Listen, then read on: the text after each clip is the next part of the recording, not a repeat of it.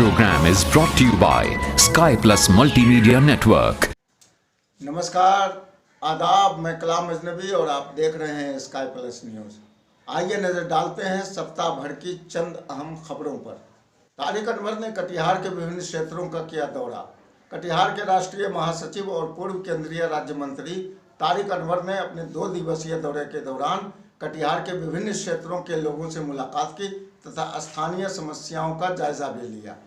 अपने क्षेत्र भ्रमण के इसी क्रम में उन्होंने इंडियन आइडल की प्रतिभागी सितारा परवीन के घर जाकर उनसे तथा उनके परिवार वालों से मुलाकात की और सितारा परवीन को अपनी दुआओं से नवाजा। तारिक अनवर ने समेली में एक रिलायंस पेट्रोल पंप का उद्घाटन किया।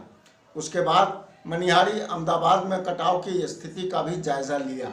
तारिक अनवर ने दौरे के अंतिम समय में यास्मीन फाउंडेशन के तत्वावधान में GRV intelligence force private limited के द्वारा private security force training centre का उद्घाटन भी किया। उद्घाटन के बाद पूर्व केंद्रीय मंत्री ने प्रेस कॉन्फ्रेंस आयोजित कर कहा कि इस ट्रेनिंग सेंटर से बेरोजगार नौजवानों को रोजगार मिलेगा।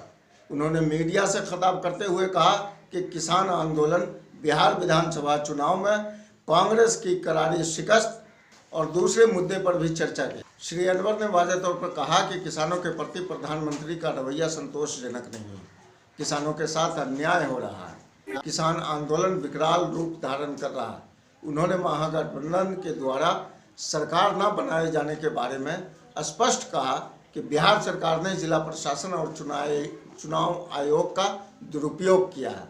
विधानसभा में भारत और हिंदुस्तान के मुद्दे पर हो रही उठापटक और हंगामे पर उन्होंने कहा कि बीजेपी खामखा विवाद खड़ा कर रही है।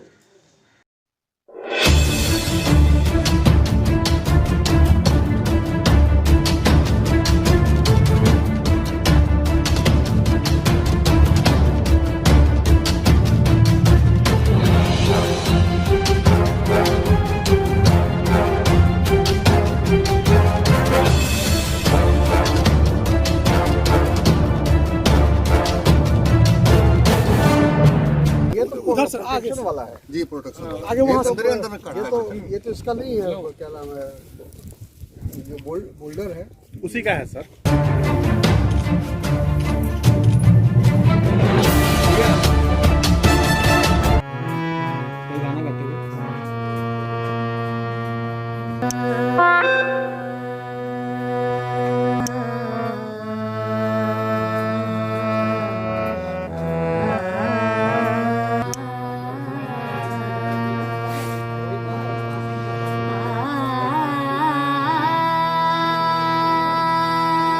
मैं सितारा परवीन को ताज्जुब की बात है, आश्चर्य की बात है कि कोई इसको सुविधा नहीं है।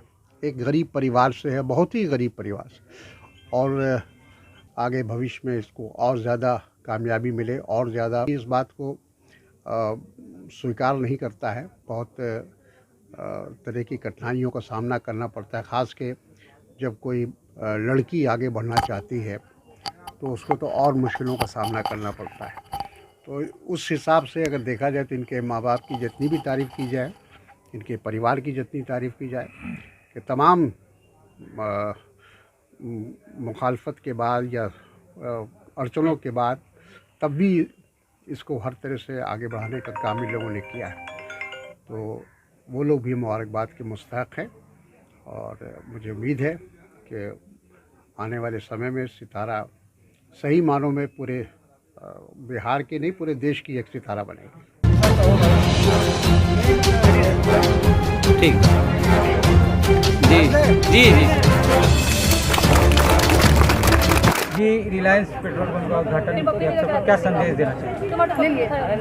देखिए, काफ़ी दिनों से शेखर इसके लिए प्रयास कर रहे थे और बीच में ऐसा लगता था कि 2005-06 में इसका उद्घाटन हो जाएगा और यहाँ से लोगों की सेवा शुरू हो जाएगी, लेकिन हुआ नहीं, जो भी कारण रहा हो। लेकिन मैं शेखर की और उनके तमाम परिवार के लोगों की तारीफ़ करना चाहूँगा कि वो हार नहीं माने और लगातार इस काम में जुटे रहे। बहुत उन्होंने संयम से सब्र से काम लिया और आज ये यहाँ पर हम एक रिलायंस पेट्रोल पंप देख रहे हैं। तो ये तो सेवा सबकी करेगा, ये रिलायंस इस क्षेत्र के लोगों का भी सेवा करेगा और ये बहुत अच्छी बात है। यहाँ इस क्षेत्र का विकास, इसके ज़रिए कुछ विकास भी होगा, मुझे ऐसा लगता है। जी, पार्टी से जुड़ा हुआ एक सवाल है कि चुनावी परिणाम के बाद कांग्रेस की आगे क्या रणनीति रहेगी, कैसे संगठन को मजबूत? देखिए, हम लोग इस चुनाव से सीख लेंगे, पूरा तरह से हम लोग इसका अध्ययन कर रहे हैं कि आखिर चुनाव में कहाँ हमारी कमी रही, संगठन में कहाँ कमी रही और उससे अध्ययन के आधार पर संगठन को दोबारा फिर से कैसे मजबूत किया जाए, कैसे संगठित किया जाए, कैसे ग्रास रूट जो हमारे ज़मीनी कार्यकर्ता हैं उनका मनोबल फिर से बढ़ाया जाए, उन तमाम चीज़ों पर कांग्रेस पार्टी विचार कर रही है। 40 में जी रिलायंस पंप के उद्घाटन के मौके पर क्या संदेश देना चाहेंगे? देखिए, हमारा संदेश है यही है कि हम लोगों की सेवा करें, बेहतर सेवा लोगों को दें, शुद्ध और पूर्णता की गारंटी हो, क्वालिटी एंड क्वांटिटी में कोई कॉम्प्रोमाइज़ हमारे यहाँ नहीं होगा। और यहाँ की जनता की सेवा के लिए, क्योंकि मैं यहीं का हूँ और हमारा परिवार जो है, मेरे फादर फ्रीडम फाइटर थे, एक सामाजिक परिवार रहा है, तो हमारा सबसे पहला यही है कि पहले लोगों की हम सेवा करें। क्योंकि गवर्नमेंट की जो पॉलिसीज़ थी, जिसमें एनडीए की गवर्नमेंट थी, वाजपेयी जी प्रधानमंत्री होते थे, तो उसके बाद ये हुआ था कि इनको रिलायंस को भी सब्सिडी मिलेगी, तो इसीलिए इनको मार्केटिंग का वो दिया गया था, परमिशन दिया गया था। लेकिन बाद में जब रेट क्रूड ऑयल का प्राइस बढ़ता रहा, तो उसकी वजह से ये कम्पीट नहीं कर पाया, क्योंकि गवर्नमेंट की सब्सिडी इनको नहीं मिली थी। बाद में जब गवर्नमेंट ने एट पार कर दिया, रेट ऑयल कंपनियों को फ्री कर दिया मार्केटिंग के लिए कि वो अपना प्राइस खुद डिसाइड कर सकते हैं, उसके बाद कंपनी ने कहा कि ठीक है, गो हेड, उन्होंने गो हेड दिया। उसके बाद हम लोगों ने काम शुरू किया। देखिए, मैं गिरिंदर कुमार सिन्हा, मैंने MBA LLB किया है और कई कॉर्पोरेट सेक्टर में हमने काम किया। फिर सुप्रीम कोर्ट में हम मुख्य कार्यकारी अधिकारी थे हाउसिंग प्रोजेक्ट के। कई सामाजिक कार्यों में भी हम लिप्त रहे हैं और हमारा परिवार जो है, स्वतंत्रता संग्राम में मेरे फादर का बहुत योगदान रहा इस एरिया में। जब भोला पासवान शास्त्री, वासुदेव प्रसाद सिंह, बैजनाथ चौधरी जैसे थे, उनके ये लोग जो है कॉन्टेम्प्रेरी थे मेरे फादर।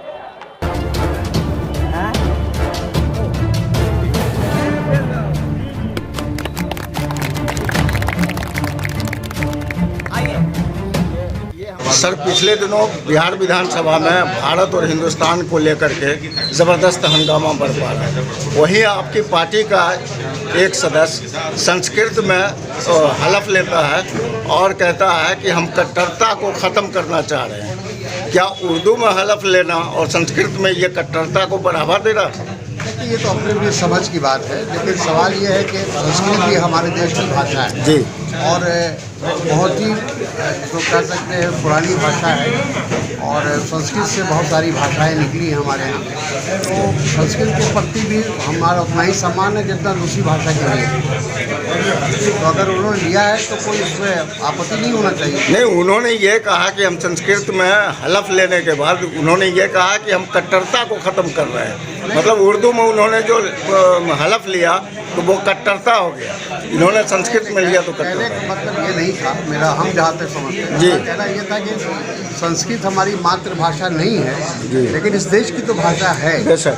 तो इसलिए हमने संस्कृत लिया ताकि जो लोगों के अंदर एक गलतफहमी पैदा की जा रही है लगातार भारतीय जनता पार्टी की ओर से कि कांग्रेस पार्टी वो कट्टरपंथियों के साथ है या अपीजमेंट करती है, और तो कम से कम उससे कहने का मौका मिलेगा, उस पर कहने। आपको हमारा ये चैनल पसंद आया हो तो लाइक करें, शेयर करें, कमेंट सेक्शन में जाकर के कमेंट करें और सब्सक्राइब करें। बेल आइकन को दबाना न भूलें, क्योंकि आपका सहयोग हमारे लिए ज़रूरी है।